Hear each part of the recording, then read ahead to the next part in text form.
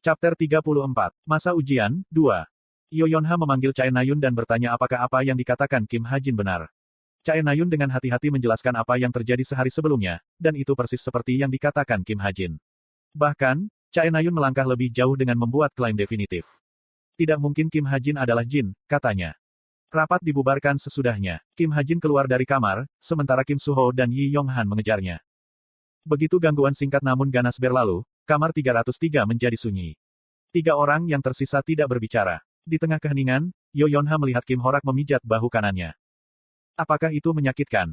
Tidak, aku baik-baik saja. Itu hadiahmu, kan? Banyak taruna sudah tahu tentang hadiah Kim Horak. Begitulah langsungnya.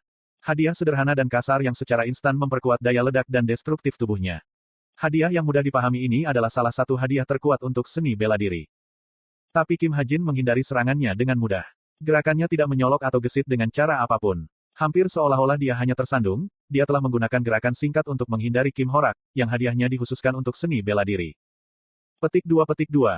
Kim Horak menghindari tatapan Yoyonha. Dia tidak merasa menyesal telah menuduh Kim Hajin secara salah. Dia hanya malu bahwa serangannya telah dengan mudah dihindari. Yoyonha menghela nafas dan melirik Shin Jonghak. Untuk sementara, dia hanya menatap jam tangannya. Apakah dia mengirim pesan ke Chae Nayun? Itulah yang Yoyonha khawatirkan. Jonghak, apa yang kamu rencanakan? Yoyonha mendekatinya dengan senyum penuh kasih sayang. Shin Jonghak menjawab tanpa repot-repot untuk melirik Yoyonha. Saya ingin melihat apakah ada lebih banyak barang yang saya beli. Barang? Iya, aku membeli sesuatu. Apa yang kamu beli gelombang? Yoyonha menarik lengan Shin Jonghak dan bertingkah imut dengan caranya sendiri. Kamu tidak perlu tahu. Tapi Shin Jonghak mendorongnya. Wajah Yoyonha membeku karena tindakannya yang dingin. Petik 2. Cek, jika kita selesai, saya akan pergi. Petik 2. Shin Jonghak mendecakkan lidahnya dan bangkit. Dalam benaknya, tindakannya dibenarkan. Situs web yang dia lihat adalah Valet Banquet yang terkenal. Namun, Kadet Cube dilarang menjadi anggota situs web itu. Bukan hanya Valet Banquet. Memiliki ide pasar gelap sudah cukup untuk mengeluarkan seorang kadet. Meski begitu, sikap acuh tak acuhnya melukai perasaan Yoyonha. Kim Horak, bukankah kamu datang? Hah, oh ya. Kim Horak, yang mengintip wajah Yoyonha, mengikuti Shin Jonghak seperti anak anjing. Persis seperti itu, Yoyonha menjadi sendirian. Dia melihat sekeliling ruangan kosong itu. Tiba-tiba, kemarahan muncul dari hatinya. Ini bukan pertama kalinya sesuatu seperti ini terjadi. Sekarang, dia mulai kesal. Shin Jonghak, kau bajingan, bagian mana dari Chae Nayun yang lebih baik dariku? Tetapi apa yang bisa saya lakukan, saya hanya harus berusaha lebih keras. Petik 1. Ketika Yoyonha hendak mengejar Shin Jonghak, arlojinya bergetar. Itu adalah pesan dari Yun Hyun.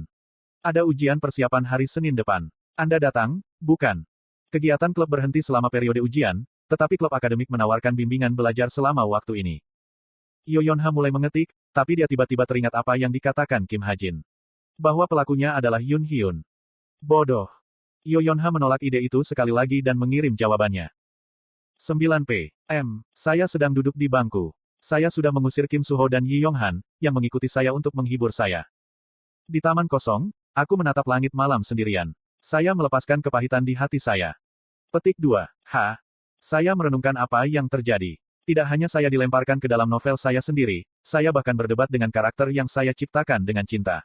Segala macam perasaan yang saya simpan dalam hati saya meledak hari ini. Saya ingin berhenti. Saya ingin kembali ke rumah lama saya, satu kamar. Saya ingin melihat orang tua saya. Saya menghindari mereka, mengatakan bahwa saya terlalu sibuk, tetapi sekarang saya penuh penyesalan.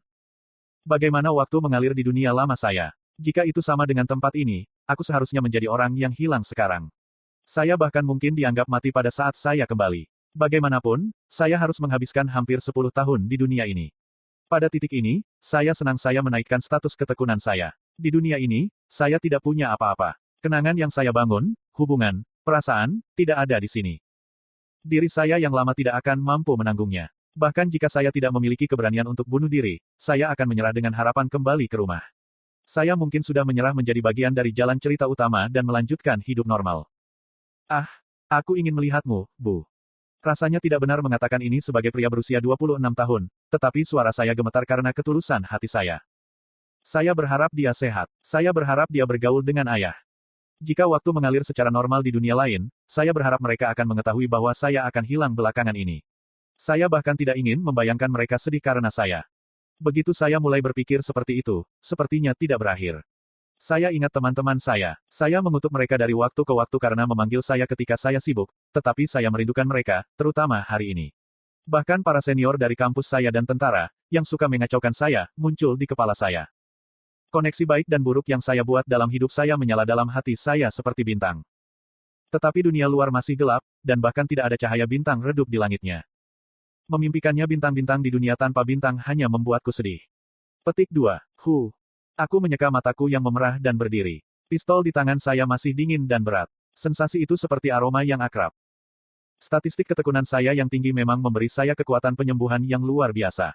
Sehari sudah cukup untuk memperbaiki mental saya yang hancur, dan setelah berolahraga, berburu, dan membeli saham, seperti biasa, akhir pekan berlalu dengan cepat.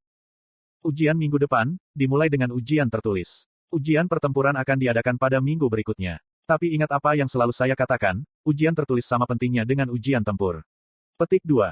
Hari ini hari Senin. Profesor itu sengaja berbicara dengan nada serius. Seperti yang dia katakan, ujian tengah semester akan dimulai hanya dalam seminggu. Saya juga agak khawatir. Tentu saja, saya tidak perlu khawatir tentang ujian tertulis, tetapi masalahnya adalah ujian tempur. Dalam duel, taruna saling bertarung dalam pertarungan 1 lawan 1. Dalam perang monster, taruna bertarung dengan monster ilusi yang dipanggil oleh penyihir daripada boneka mana.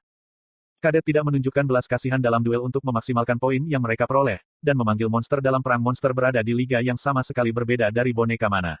Di satu sisi, mereka tidak berbeda dari monster nyata. Jadi saya harus mempersiapkan diri untuk rasa sakit karena daging saya dipotong atau tulang saya patah. Petik 2. Tetapi mengesampingkan kekhawatiran ujian, saya tidak bisa fokus pada kelas hari ini karena seseorang yang duduk di sebelah saya. Rahel. Dia selalu duduk sendirian di belakang kelas, tetapi sejak hasil keluar untuk ujian analisis fenomena alam, dia semakin dekat dengan saya kursi demi kursi, dan sekarang dia duduk di sebelah saya.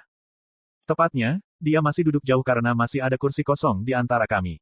Bagaimanapun, Rahel terus melirik notebook saya. Dia tidak hanya mencuri pandang, tapi dia juga sepertinya menulis sesuatu. Hanya untuk memastikan, saya menuliskan serangkaian kata-kata acak. Yo Kim Oke Jun Ja Hyuk. Yo Okja, Kim Jun Hyuk. Itu nama ibu dan ayah saya. Aku memutar mataku ke samping dan mengamati Rahel.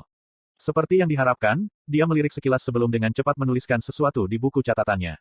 Dengan mataku, aku bisa dengan jelas melihat kata-kata, Yo Kim Oke Jun Ha Hyuk. Selanjutnya, saya menuliskan serangkaian angka di sebelah nama orang tua saya. 19.680.529.196609112. Itu adalah ulang tahun ayah dan ibuku. Rahel juga mencatat angka-angkanya. Selanjutnya, saya menuliskan nama anjing yang dulu saya miliki, lalu, Ibu Smith, yang merupakan anagram, aku bodoh.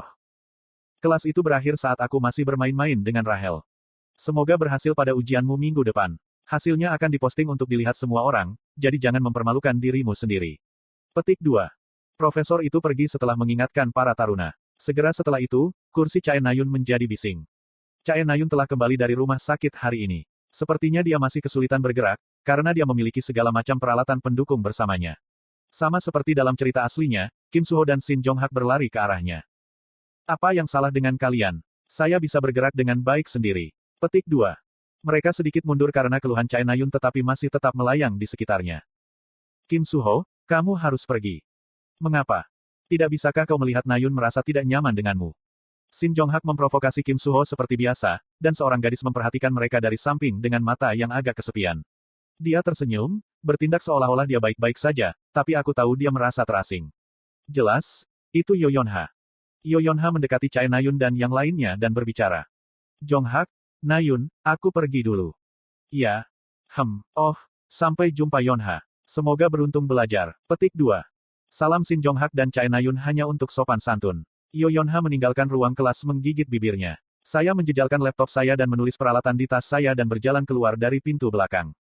Segera, saya bertemu Yo Yonha. Dia seharusnya pergi untuk pergi ke asrama, tetapi untuk beberapa alasan, dia memilih arah yang berlawanan. Petik 2. Kami saling memandang dengan canggung. Kemana kamu pergi? Tanyaku. Petik 2. Ke asrama. Seperti yang saya katakan sebelumnya, ini bukan jalan ke asrama. Tetapi saya tidak ingin terus berbicara dengannya. Saya melihat. Yo Yonha juga tidak mengatakan apa-apa lagi. Dia hanya membungkuk kecil dan berjalan melewatiku. Yo Yonha membuka pintu ruang klub. Ruang klub tampak tidak berbeda dari biasanya, tetapi ruangan kosong itu sedikit kedinginan. Satu-satunya orang di dalam adalah Yun Hyun, yang membaca di platform pengajaran. Yo Yonha memiringkan kepalanya. Di mana orang lain? Pada saat itu, Yun Hyun memperhatikan Yo Yonha dan berjalan mendekat. Anda di sini. Iya nih. Ayo duduk.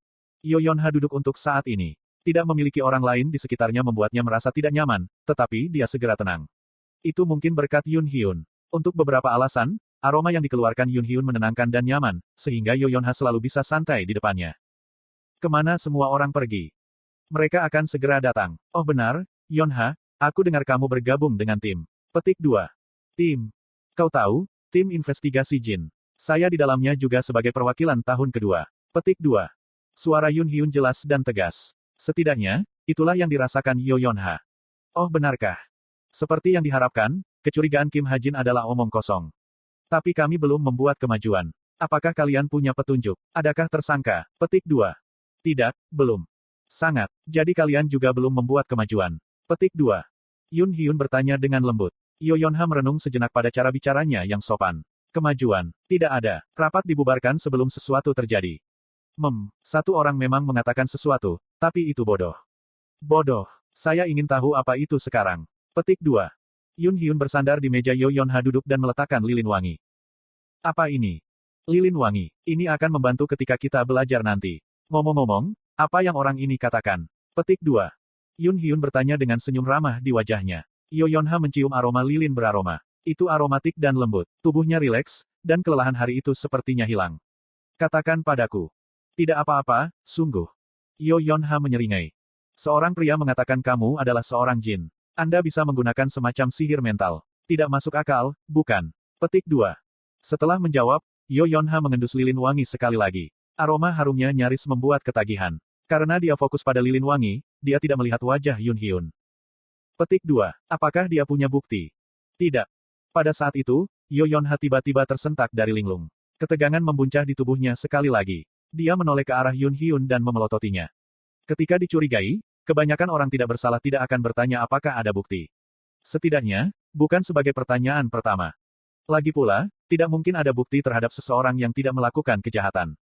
Oh, ups, aku salah bicara. Anak yang lucu. Atas dasar apa dia memanggilku Jin? Petik 2. Yun Hyun menyadari kesalahannya dan dengan cepat memperbaiki dirinya sendiri. Tapi sudah terlambat. Yo Yonha mundur, mengeluarkan cambuknya dari saku belakangnya dan mengarahkannya pada Yun Hyun. Kamu siapa? Petik 2. Ada apa, Yonha? Yun Hyun tersenyum. Mata dan bibirnya yang lembut melengkung dengan cepat. Ini belum giliranmu.